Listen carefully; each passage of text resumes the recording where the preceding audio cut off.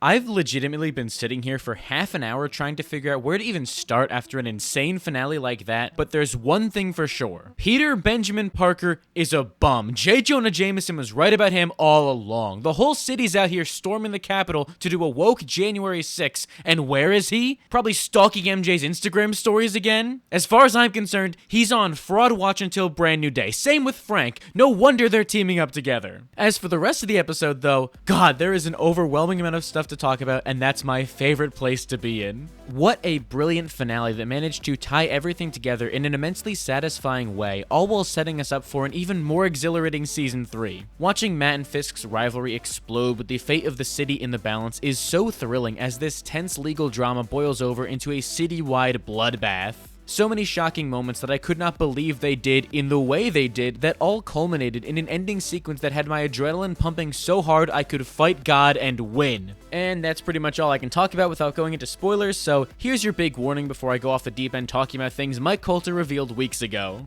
But hey, at least Marvel can now finally let him out of their basement now that it's been revealed that Matt Murdock is Daredevil, he's going to prison, and Luke Cage is back. And that's just 3 of the crazy things that happened this finale, so let's just stop waiting and dive into how we got there. My favorite part of this episode was by far the continued trial of Karen Page. For as much as I do really love the explosive climax of this episode, I think Daredevil is at its best with biting legal drama like this. I had my eyes glued to the screen and I didn't blink for the entirety of this court case. My eyes are dry as bones right now, but it is so worth it because that entire sequence was incredible start to finish. I felt like my heart was gonna burst out of my chest from how tense it was. Even from that very first moment when Matt awkwardly enters the courtroom, it is rich with thematic relevance and parallels. I love how it compares to his big aura-full entrance from last episode as he's now limping in to contrast that. It's a fun way to show how visually he is more backed into a corner than ever. Given the end result of this court case and the drastic measures Matt has to go to just to get it thrown out, setting up how weak he is at the beginning is a great way to show that desperation and drive the point home that Matt needs a win now more than ever. And even more than that, when you compare it to Fisk's entrance, it does such a great job showing you the power dynamic this episode as he has these big booming footsteps you hear from off screen before he even enters the frame, just to show how physically imposing he is. I know I'm talking way too much about the opening shot of this case, but it is a great example about the love and care that is put into this show to set up the expectations we have for an episode. And it makes it even funnier than Matt is happy to be sassier than ever in the courtroom while destroying Heather's views on vigilantes. If there's one thing about Matt Murdock, it's that he lives to be a nuisance in the courtroom. That man wants to make the opposing side's life a living hell, and it's always so enjoyable to watch. The only thing I like seeing more than that is almost 15 minutes of Matt and Fisk verbally sparring. Every single time we are blessed with Charlie and Vincent sharing the screen together, it is electric. It very rarely happens in any season of Daredevil as they save it for big moments, so having them talk for this extended period of time feels special. It's so exciting watching them go back and forth in the public eye, having to dance around their secrets. I loved every second of it. That is the highlight of the entire season for me, and I'm not just saying that because Fisk said the line. I was a boy. Although I can't help but point at my screen like a madman every time he does. It's the fact that for all 5 seasons of Daredevil, Fisk has been completely isolated from this aspect of the series. We've never seen him in a courtroom, so to now have this situation where he's forced in there as Matt's witnessed is one of the most gripping things ever. He's in completely uncharted territory as he enters Matt's world and effectively walks into a trap without even knowing it. I love how the case is structured, with Matt systematically breaking down all of Fisk's arguments point by point and building up the evidence against him. It's a masterclass in building tension as the stakes rise sentence by sentence. Everything seems so scattered at first as Matt's just grilling Fisk and calling him out for all the horrible things he's done, but the more he talks, the more the dots start to connect. It's expertly done. I really love the little interaction they have where Fisk talks to Matt under his breath and threatens to expose his identity. I think it's so cool that this rivalry is so strong that Fisk knows he could talk to Daredevil like that and he'll just pick up on it, but I think it's really interesting how that decision was Fisk overplaying his hand, threatening to expose his identity to the world. It basically just inspired Matt to develop his case even further to the point where if Fisk revealed his identity, it dooms himself as well. He spends this entire case turning the Kingpin's biggest weapon against him into mutually assured destruction, and when that happens, I genuinely had no clue where the sequence was going to go, and I loved that. It felt chaotic and unpredictable in all the right ways, even in spite of Marvel posting this clip on Twitter for some reason. Every single time without failure that Matt Murdock is in that courtroom, he proves why he is a really good lawyer, as his strategy is leagues ahead of anything anyone else is doing. We've spent the entire season with Matt and the Resistance doing everything they can to gather evidence to take down Fisk and find the silver bullet that will do it. And while it has been a bumpy road for them to get here, Matt is now put into this position where he has to come up with an argument that will not only save Karen Page, but the soul of the city is at stake as well. And you can feel that pressure. Really love the way Matt is painting this picture for the judge of all the bad things Fisk has done to remind her and the world he's nothing more than a liar and a criminal. There was a very intentional sequence back in episode 3 that showed this very judge was growing frustrated, getting headaches over how Fisk was having his way with the system, and that truth no longer prevails in the courtroom. And I was really hoping that they would pay off that sequence down the line, so I'm very glad that they did here in the finale, as the judge is slowly being turned by Matt as he shows her that there is a way to do this honorably. She no longer has to deal with the pressure of a public eye that supports Fisk or all of his people in the courtroom he has under his thumb, as Matt is actively undoing that propaganda in real time. Watching her start to wake up as she begins to agree with Matt more and more throughout the case is a great way to show that he's actually having an impact here and what he says matters. And it also ties into the other theme this season, that anyone can make a difference, as her stepping up to do the right thing again actively leads to Fisk's downfall. It's handled so well and feels incredibly natural because of the work they did to get to this moment here. And it's even better as Matt continues to poke holes in all of the Kingpin's stories and fill them with the truth. There's genuinely nothing more rewarding than watching Daredevil fill Fisk's hole. Nope, don't want to finish that thought. What I'm trying to say is that Matt is building up an unbeatable argument against the Kingpin by twisting his own narrative back around at him. And the way it is written is so smart and snappy that keeps this court case moving and incredibly interesting to watch. No matter what show it is, if you're able to get me interested in hearing legal jargon, the most boring kind of speech, you're doing something right. It also helps when you're the most charming man alive, Charlie Cox. He delivers all of these lines in such a fun way. Whether it be his Murdoch sass or the vindicating victory he gets from taking down Fisk, it's all great. The case itself is paced really well with a great structure, as Matt starts out by breaking down the definition of a vigilante to show that Karen isn't one, but more importantly than that, his entire defense revolves around proving that Daredevil isn't a terrorist. The entire campaign Fisk has built revolves around his hatred for this one vigilante. He can pretend it's all vigilantes as much as he wants, and while he definitely does hate them, this entire agenda spawns from his propaganda that Daredevil is a terrorist. If Matt's able to break that foundation, his entire argument is going to crumble around him. That is where the first mate testimony comes in from episode 4, as it's able to crush Fisk's narrative and add doubt to his propaganda where it matters most, in the courtroom. The sinking of the Northern Star was the big inciting incident that basically kicked off the entire season. Daredevil being on the ship was all the ammo Fisk needed to sink it and blame him for what happened, but with the first mate able to testify against that, everything starts to shatter for Fisk in the best possible way.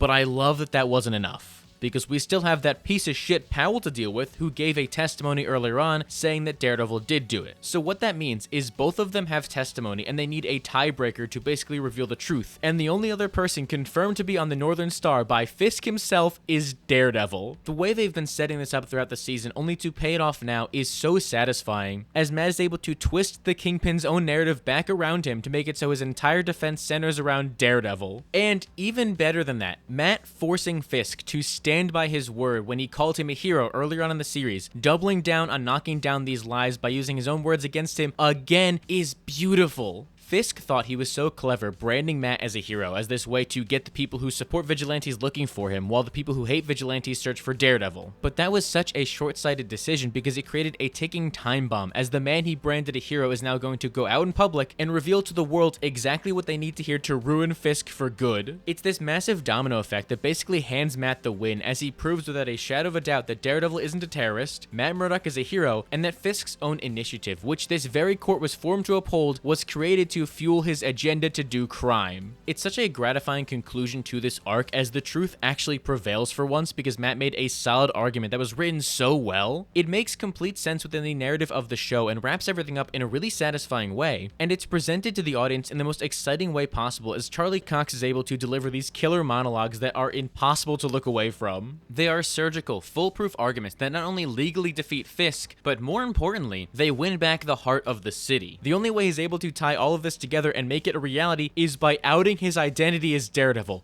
I am Daredevil.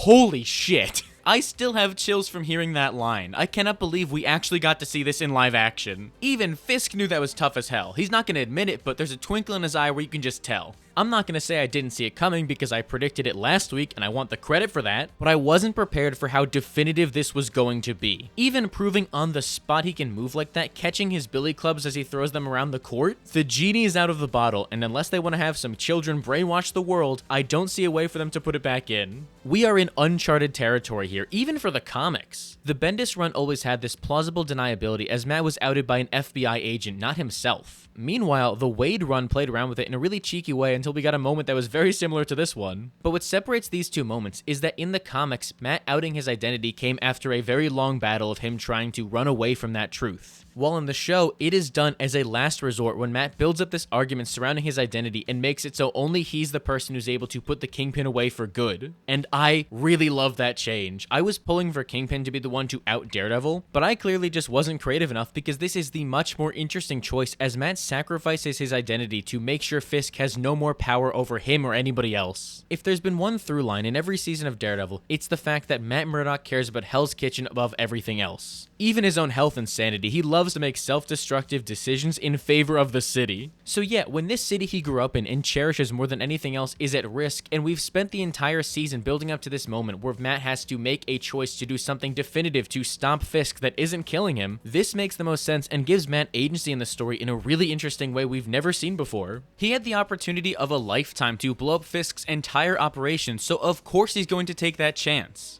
If he didn't do it, it would be character assassination. And on top of all that, this is a huge moment of growth for Matt. If there's one thing I know about my good friend Matthew Michael Murdock, it's that he is a selfish, hypocritical, contradictory, self-destructive asshole who somehow manages to see the good in people. And that's why we love him. But to see him make such a selfless gesture to give up his identity to protect the person he loves and the city he loves, I mean, that's just peak characterization. Especially when you take into account all the countless times Matt being Daredevil has gone in the way and ruined other people's lives, most notably Karen. This is his way of making that up to her and proving that he's committed to them. That for the first time in his entire life as a superhero, he's putting somebody else before Daredevil. It's one of the most romantic things I've ever seen as Matt makes this decision out of love to protect what's most important to him, especially considering that you can tell he planned on doing this the entire time. He had that conversation with Karen last episode where he teased he was willing to do something drastic to put the Kingpin away that wasn't killing him. Then earlier on in this episode, during his conversation with Jessica, he teased again he's got this big idea and plan to take down the Kingpin. And the fact that he wore a burgundy suit to the trial should have been our first indication he knew what he was doing, because that man is a drama queen and will go out of his way to make a point at any cost, and it's the best thing ever. I know I might be the #1 Captain America glazer, but there's a reason Daredevil is my second favorite superhero of all time. It's episodes like this that reinforce why I love this character so much. With where Matt is at in the MCU and the story they've been setting up this entire season, it just made the most sense for Matt to out his identity himself, and I cannot wait to see how they explore this new status quo when he's not, you know, in prison. But we'll get to that later, I promise. We still got some things to talk about. I really love that throughout this entire case, Fisk is encouraging Matt to blow up his life and reveal his identity because he knows he'll break out of any prison, and he thinks this will only make Matt's life worse. It was almost like he was finding amusement in that decision. It's such a great added layer to Kingpin's character that he welcomed this change because he couldn't see past their rivalry and realize Matt was going to offer him grace. Matt may have been on the back burner a little bit more than you'd expect this season, but I do really like how everything falls into place because of the decisions he made. He's the direct force driving this narrative forward and making all of the big decisions, so when the Kingpin finally falls, Daredevil can feel good knowing he made that happen. Even with how insurmountable the odds were, as only a higher power could stop him, like the state government, it's Matt and his good nature that makes this happen.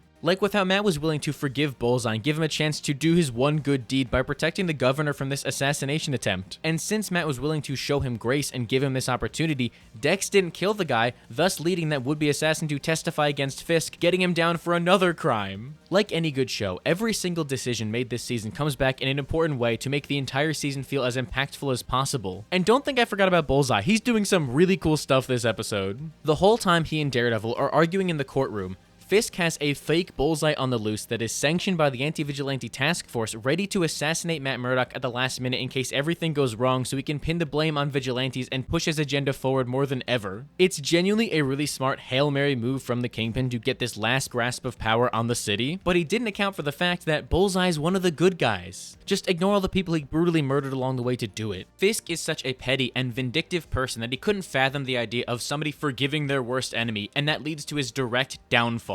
I really love the direction they've been taking Dex this season as he continues down his own twisted redemption arc, and we get to see him continue to be one of the absolute highlights of the MCU right now as a whole, as he murders people in the most creative possible ways, ricocheting things off of walls that should not be possible, but is through the power of pure aura. Special shout out to this one shot right here. I cannot get enough of it, and how the camera turns with the way he throws it. Oh my god, it looks so good. That's the kind of sauce and camera movement I love to see from Born Again. I also think it's really interesting though that this is the first time we're seeing Bullseye after he's balanced the scales, and the first thing he does is take advantage of this situation and try to assassinate the Kingpin again. That alone makes me feel very reassured with the direction they're taking Bullseye, that he's still willing to be a killer like that. I do think it's very funny though that Buck takes the bullet for Fisk for two reasons.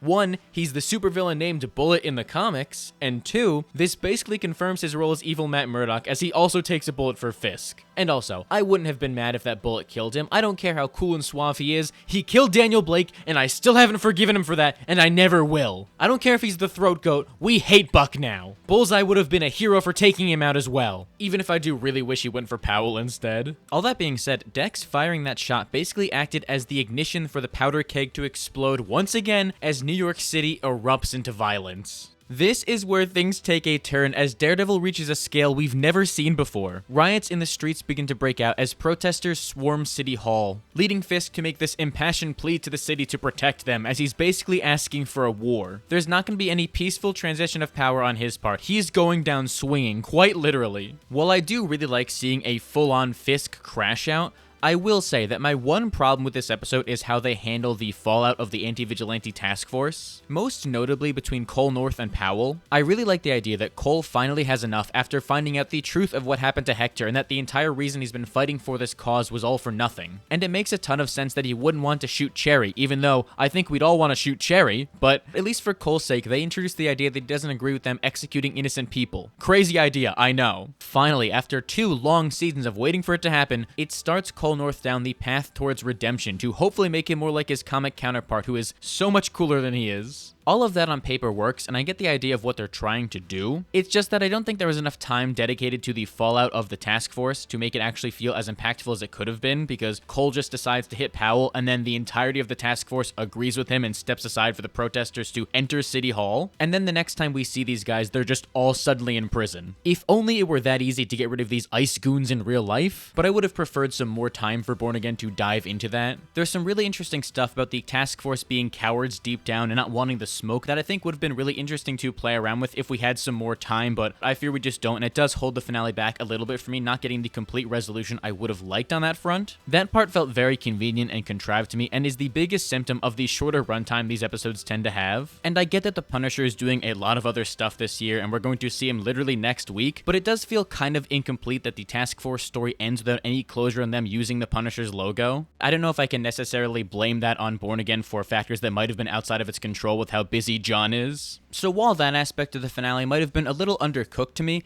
I can at least take solace in the fact that the final resolution between Fisk and Daredevil hit like crack. I loved everything they did between them. The cross-cutting between Fisk snapping and killing people in the streets. As he finally gets his own hallway fight, welcome to the club, man, and thank you for giving me my new favorite clip.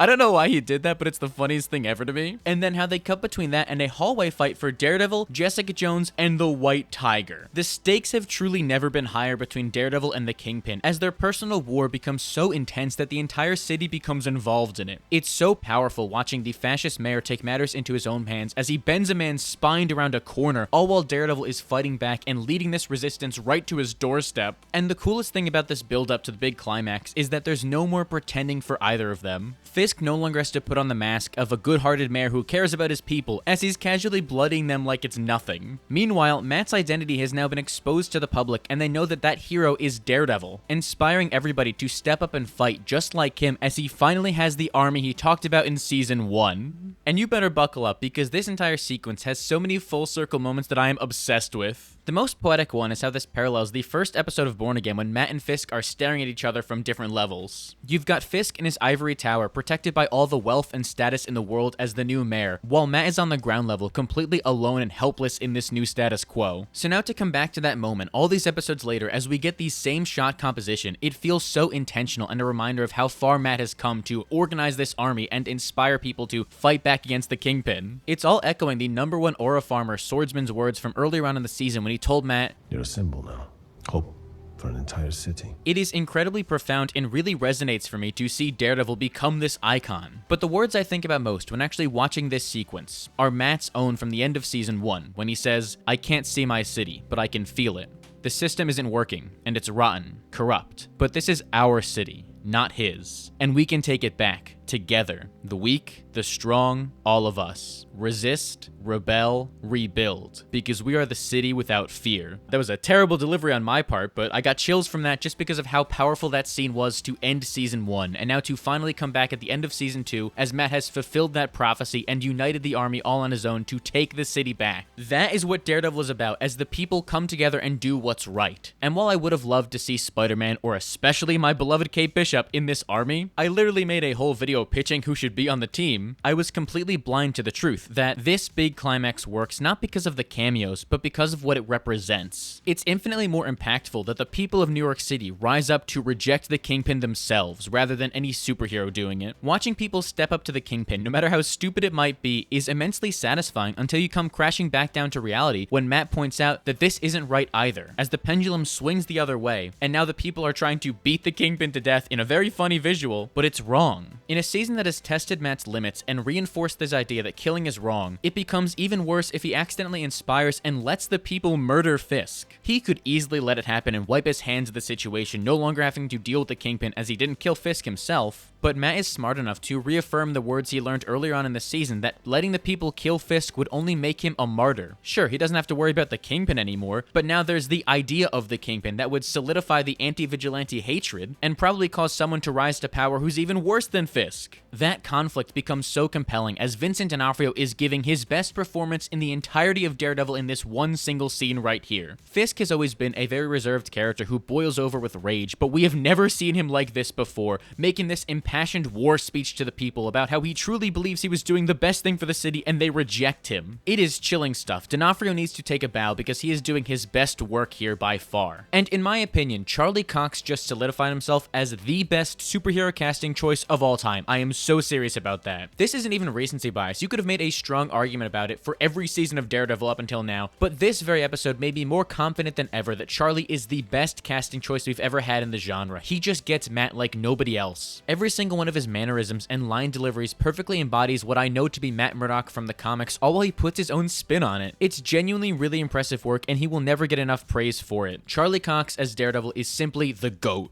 As for the whole Fisk problem, as Matt has to figure out what to do with him now, for so long these two have been trapped in a stalemate, caught in this endless cycle of violence as they fight and fight and fight and nothing ever changes. It's been a massive theme of the season as Matt has been tasked with trying to break that cycle and figure out what the best way to do it is. Even going as far as potentially thinking about killing him. They've both been backed into this corner where it seems like they can't do anything but continue to pound away at each other, but Matt finally found a move to end it. This was probably the last thing I expected to happen this season, but with the ever-present themes of forgiveness, it was staring us in the face the entire time and felt so right. Watching Matt, unmasked as Daredevil, begging Fisk to take the deal and break this cycle worked immensely well to bring this rivalry to a close. Obviously, he's not going to kill the Kingpin. That would be character assassination if he did. Matt Murdock believes in grace and wants to put the city above the both of them. He already made that first gesture by outing his identity to protect the city, and now it's up to Kingpin to finally be a man of his word and do what's best for the city by accepting the deal and going into exile. Matt's entire arc over the course of this season, and the other three as well, has been building up to this moment right here where he shows grace. It's such a little detail, but I love that Fisk doesn't even entertain the idea until Matt is able to appeal to his love of the city, showing him that he's not doing it for Fisk and that he still hates the guy, but if he accepts that deal, he will be allowing the city grace, and it's only then that the Kingpin finally gives up. That is beautiful writing that really felt earned to me, especially when you consider that this is a direct callback to their diner scene in Season 1. During that scene, when Matt and Fisk set the terms of their agreement going forward, he directly talks about how he believes in grace along with retribution and will be there when Fisk steps out of line. So to see Fisk directly calling back to that as he makes fun of his retribution, only for Matt to be a man of his word and offer Fisk grace, it's the best thing you could have done and feels like a proper conclusion to this rivalry. If I can just quote my favorite movie from last year real quick and cross over my two worlds, there's a line in Wake Up Dead Man that I think perfectly embodies what this scene is telling us. Spoilers for Wake Up Dead Man, I guess, but there's a moment at the end of that film where Benoit Blanc says, "Grace for my enemy,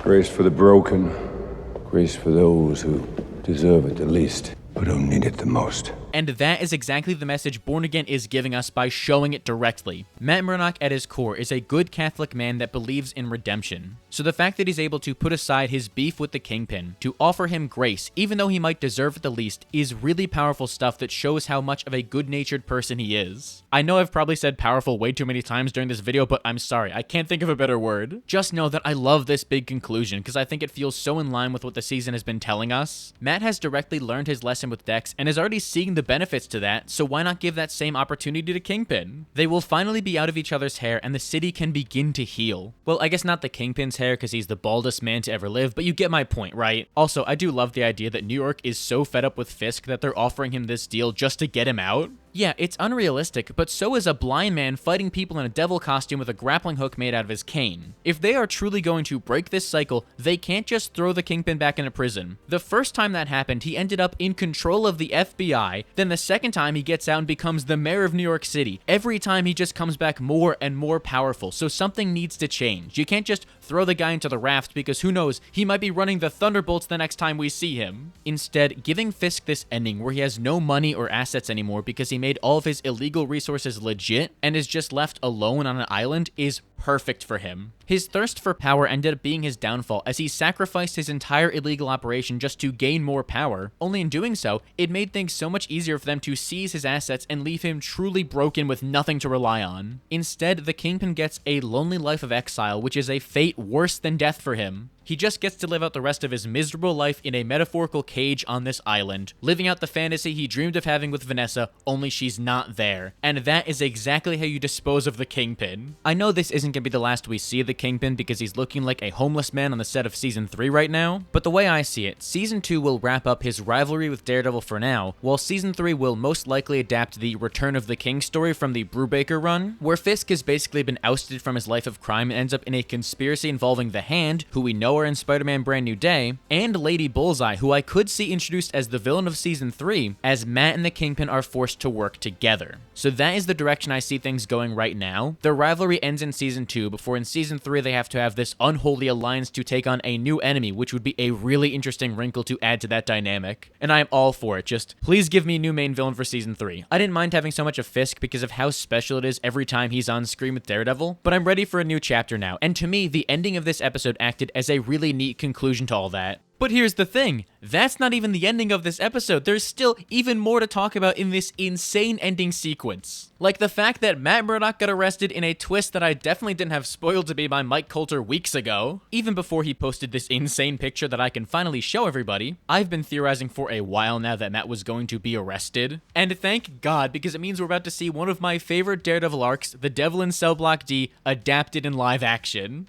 I do really like how we get there too, as Matt and Karen go on this nice dinner date after all the chaos. The city is quiet and calm for the first time in months, and he gets to experience true happiness for, I don't know, probably the first time since Foggy died? Once again, I do really love the callback to Season 2 as Matt and Karen eat out at the same Indian restaurant they went to 10 years ago that has basically become their spot where their relationship started. It's a very sweet full circle moment, and now I'm determined to go to New York City and eat at that restaurant just to live out that fantasy. It's a state of normalcy we are unfamiliar with seeing in Born Again, which means you know something bad is about to happen, and that's when he gets arrested. Look at my lawyer, dog. He's going to jail. It's not lost on me the thematic significance of Matt sacrificing himself to let Fisk walk free from his sins. So when you think about it, Matt Murdock is basically Marvel Jesus now, and that is a great place for him to be. Considering where Matt started at the beginning of Born Again Season 1 as somebody who lost touch with his faith, it's beautiful that by the end of Season 2, he's not only in touch with his religion again, but he's going out of his way to live these ideals once more. And the coolest thing about it all is how Matt and Fisk continue to be two sides of the same coin. The Kingpin is free but trapped in a prison of loneliness, while Matt is in prison but freed from the burden of his dual identity. Oh my god, I love that so much. It's really great character work that promises an even more exciting future for him as they lock his ass up in prison. I adore this shot here of Matt giving the faintest smile when he gets put in his cell, as if he enjoys the challenge that comes with this new playground of violence. It also feels like a direct reference to this moment here from The Devil in Cell Block D, where Matt is going to be moved into Gen Pop, and Ben Urich notices him cracking the faintest smile as well. It's a great reference, but an even more exciting way to inform Matt's headspace as he welcomes this new opportunity ready to throw down in there. Plus, the fact that he's in there with Powell and all the other anti-vigilante task force goons too, oh my god, we're gonna get some insane one-take prison fights, I just know it. And you know what? While we're talking about people who Matt is gonna run into in prison, can we please have him be cellmates with Turk Barrett? I refuse to acknowledge Born Again as a proper continuation of the Netflix series until Turk returns, and this is how you do it. Throw Melvin in there too. The last time we saw him in Season 3, he was being arrested, so this is how you pay that off as he can finally become the gladiator in prison and an enemy that Matt has to deal with. And of course, I'd be a fool to not mention the coincidental timing of Matt Murdock going to prison right as Spider-Man is getting a prison action sequence with the Hand involved. Now, this might just be me delusionally coping, but surely, if Marvel is able to, please just let Daredevil be part of that prison break sequence. I don't care if we only get one fight scene or even just Spider-Man passing him in the hallway. I want a moment where during this prison break, Spider-Man notices his old lawyer in prison and offers to let him out now that he knows he's Daredevil, just for Matt to insist on staying in prison to uphold the sanctity of the system now that it's actually working. It would be such great world building and scratch the itch in my brain that has wanted to see these characters interact again on the big screen. Please, Marvel, I will do anything for this, and I mean anything. I have no shame, and I am extremely desperate to make this happen. Just look at them standing next to each other. Tell me that doesn't look perfect. At least I can take comfort in the fact that we're going to be getting some Daredevil crossovers as the Defenders return next season to presumably try and get Matt out of prison. That is going to be incredibly exciting, seeing the band get back together 10 years to the last time it happened. Especially after we got Luke Cage in this episode. Let's go, baby! That's what I'm talking about! I've been predicting for weeks that Luke Cage was going to appear in this finale, and I got exactly what I wanted as he reunites with Jessica Jones and no longer has to work with Mr. Charles. While we didn't get too many answers as to what Luke Cage was up to in Europe, showrunner Dario Scartapani did an interview where he talked about how we're going to get those answers next season, so I'm willing to let that slide as we get an in-depth explanation that does it justice next year. I'm just so happy to see him and Jessica back together again after all this time. It was incredibly surreal and made my entire year. No, it made my entire life, okay? I can die happy now knowing that they got back together and seeing their relationship stronger than ever. I cannot wait to see what they do next season as we explore the ramifications of Luke Cage working with Mr. Charles, Jessica Jones struggling with losing her powers after childbirth, and Danny Rand being there, being cool, redeeming himself. That's going to be great. Don't cut Danny Rand short. I have no clue how he's fitting into the story yet, especially because I don't think he's going to become Daredevil like he does in the Devil in Cell Block D comics now that Matt has outed his identity. But Danny's going to be there, and that's all that matters. And while we're talking about Mr. Charles, who goes by Mr. Robinson on that plane, maybe the biggest reveal this finale that I didn't see coming was Bullseye outright working with him now as he takes Luke Cage's place as Mr. Charles' hired gun. I love this decision and how it pushes Dex towards becoming the assassin he is in the comics. While I would have appreciated at least one other scene that explains why they linked up together, it is such a smart idea to have Charles manipulate Dex on his redemption arc and convince him he's doing the right thing working for a trusted government organization like the CIA, as he's out there doing his dirty work and killing people. My only hope is that the CIA will give him a proper costume to help fuel his delusions that he's a superhero. You gotta let that jawline breathe, man. It's too good to be hidden by the balaclava, as they basically do everything they can to become his North Star and validate all the bad things he's doing with positive reinforcement. It is such a great direction to take Dex as he tragically becomes a villain again without even knowing it. I have no clue how that's going to fit into next season, but we know he's going to return for season 3, so I cannot wait to see why Mr. Charles is still sticking around and how Bullseye plays into that. Selfishly, I hope that he somehow ends up in prison because I think it'd be really funny if Bullseye is the person who helped gets Matt out in the end as the roles are reversed and now Bullseye is saving Daredevil. And you can do some really fun stuff as Dex is doing it for the wrong reasons. If they can't get Punisher for next season, they should definitely have Bullseye take his place in that comic arc. arc as the guy who goes into prison to see what's up with Matt. Somebody else who loves doing stuff for the wrong reasons, I'm on fire with the segues today, is Heather Glenn, who finally makes her transformation into becoming Muse at the end of this season. We all saw this one coming. They've been doing such a good job naturally building that up episode by episode, turning Heather into one of the most interesting characters in the series. And also there were like a dozen set photos that leaked her design already, which looks great by the way, but I really love how it's only once Heather finds out that Matt, the person she loved, was a vigilante, that finally causes her psyche to snap. Putting on that Muse mask for the first time and look in the mirror and see this uncanny reflection of herself showing that she feels at peace with the mask on. Having an entire season now where she transitions into a villain is going to be so exciting as she goes down this path more and more. That being said, no matter how insane she might be right now, I can fix her, okay? I promise you. Heather, please, Matt didn't treat you right. I would. But personally for Heather's character next season, it wouldn't make sense for her to try and kill Daredevil or other vigilantes. She's not exactly built like that and doesn't have superpowers. So I think it would be really cool if she's out there trying to kill the Daredevil supporters. And maybe if you're feeling crazy, you let her kill Cherry to make a statement. Who knows? She can be a serial killer, knocking them off one by one, as Karen Page and Jessica Jones are now investigating this case to figure out what's happening. That is how you use Heather as Muse in an interesting way that continues the plot threads from this season, so I am really looking forward to seeing more of her next year. I feel like she's going to steal the show. And then finally, as this video starts to come to a close, one last thing I want to mention is by far the biggest cameo I didn't see coming throughout all of Born Again, that being the return of Mitchell Ellison from the original Netflix series. Let's go, dude! That caught me completely by surprise, but I love it. Having BB expose herself as the person behind the Fisk stuff earlier on in the episode, almost unmasking herself in a way to help turn Daredevil into a movement as she puts her support behind him, was such a great decision that tied into the themes of the season, and it's now incredibly rewarding that after BB went undercover pushing Fisk's propaganda, she's able to now get a job at the New York Bulletin, working alongside Ellison and continuing Ben's legacy. That is just such a sweet thing they did that really tugged on my heartstrings of missing Ben Urich so much. Hopefully this means that BB and now Ellison will have an extended role in the future as somebody working on the journalistic side of things. Maybe even getting Karen Page back involved in that world, huh? Come on, you can't tell me that wouldn't be great, alright? I know you see it too. Wait, hold on. Do you guys see that in the background over there? Sorry, let me just zoom and enhance real quick. Oh my god. Yeah, that newspaper in the background. That's an Agents of S.H.I.E.L.D. reference. That same news clipping prop was in the Netflix show and is a direct reference to the cyber tech company that created Deathlock. Did Daredevil Born Again just fully canonize Agents of S.H.I.E.L.D. to the MCU? After years of fighting on the front lines and telling everybody that this show was canon, us Agents of S.H.I.E.L.D. truthers are finally vindicated. That might actually just be the biggest thing to happen in this finale. Oh my god, what a monumental win. I demand they get a reboot next to Marvel, or so help me God, I'm bursting into his office and I'm gonna kill. Sorry about that outburst, everybody. I just get a little passionate when talking about this stuff, but to try and wrap up how I felt about this season in a few words, this is what I've been waiting for with Daredevil. They blew that first season out of the water and improved on it in every conceivable way. As somebody whose favorite show of all time is Daredevil on Netflix, they made me feel the same way I did when watching the season 3 finale all those years ago, which is exactly the kind of thing you want. I'm not gonna pretend like this season is perfect. You can feel the restraints of the 8-episode structure and some really strange editing choices that make the pacing kind of jarring at points, but I'm able to look past that at the overall narrative of this show as I can see that they truly get Daredevil. As somebody who spent years campaigning online that they'll finally save Daredevil, getting him back in Born Again was great, but that first season you could tell was being held back by a baffling original vision that made no sense. Season 2 was this new creative team's opportunity to prove they understood what they were doing, and they knocked it out of the park with a great season of television. And best part is, we don't even have to wait too much longer to see season 3 in less than a year. That right there is what's most exciting to me, that we now have Daredevil back and we're seeing him regularly making appearances in projects this great. Despite how bleak that ending might be for Matt Murdock, his future in the MCU has never been brighter, and that makes me unbelievably happy.